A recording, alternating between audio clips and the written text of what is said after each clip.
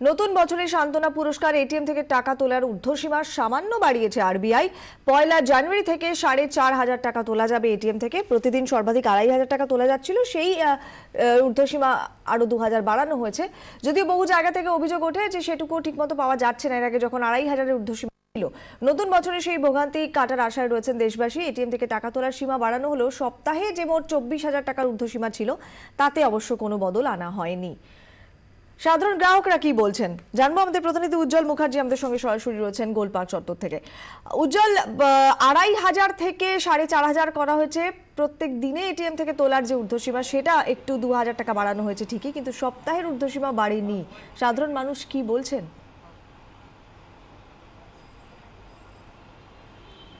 একেবারেই দেখো, সেটা হচ্ছে যে 50 দিন আগে যখন এই প্রথম ঘোষণা করা হয়েছিল যে 500 টাকা এবং 1000 টাকার নোট বাতিল, আমরা দেখেছিলাম এই এটিএম কাউন্টারগুলোর সামনে কিন্তু ছিল দীর্ঘ লাইন। গোলপার্কের যে কাউন্টারে আমরা দাঁড়িয়ে রয়েছি, এখান থেকে লাইন প্রায় একেবারে আরও এখান থেকে প্রায় 1/2 কিলোমিটার পর্যন্ত চলে গেছিল। সেই ছবি তোমার মনে আছে, আমরা দেখিয়েছিলাম। আজকে সকাল থেকে কিন্তু এটিএম কাউন্টারের সামনে সেই অর্থে খুব বড় লাইন নেই, কিন্তু উদ্বেগের ছবিটা কিন্তু আমরা দেখেছি। দিদি, আপনি সকালবেলা এটিএমে টাকা তুলতে এসেছিলেন, আপনি কি জানেন যে এবার থেকে এটিএমে আপনি কত টাকা তুলতে পারবেন?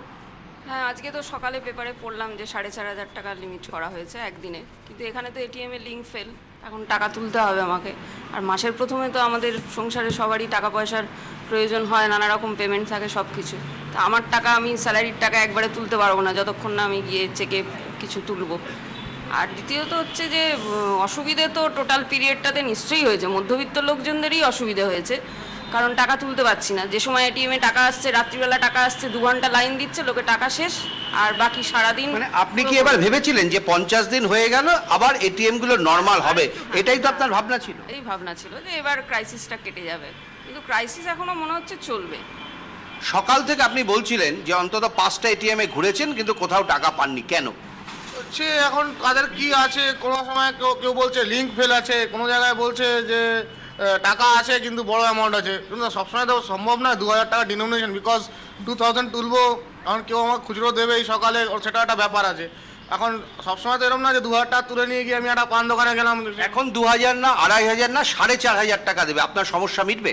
4,500 টাকা দিলে হবে নাকি? আমার এটিএমে তো any time money, that doesn't mean that any time মানির জায়গায় আমি এনি টাইম সবসময় ট্রাভেল নিয়ে চলবো।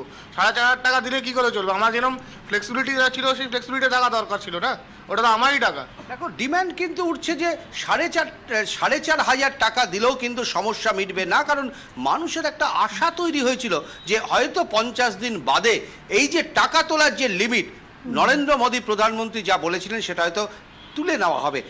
আপনি বয়স্ক মানুষ, সকাল থেকে এটিএম কাউন্টারের সামনে দাঁড়িয়ে রয়েছেন, 2,500 টাকার বদলে 4,500 টাকা পাবেন, আপনার সমস্যা মিটবে না? কখনো না, কোনো অবস্থাতেই মিটবে না, মেটা সম্ভব না। কারণ এখন যা অবস্থা, যা জিনিসপত্রের দাম বেড়েছে, যা অসুবিধে নানা দিক থেকে, চিকিৎসা তো একটা সাধারণ একটা বড়ি কিনতেই তো দেখি 40 টাকার নিচে কোনো ট্যাবলেট নেই, তো কী করে মিটবে?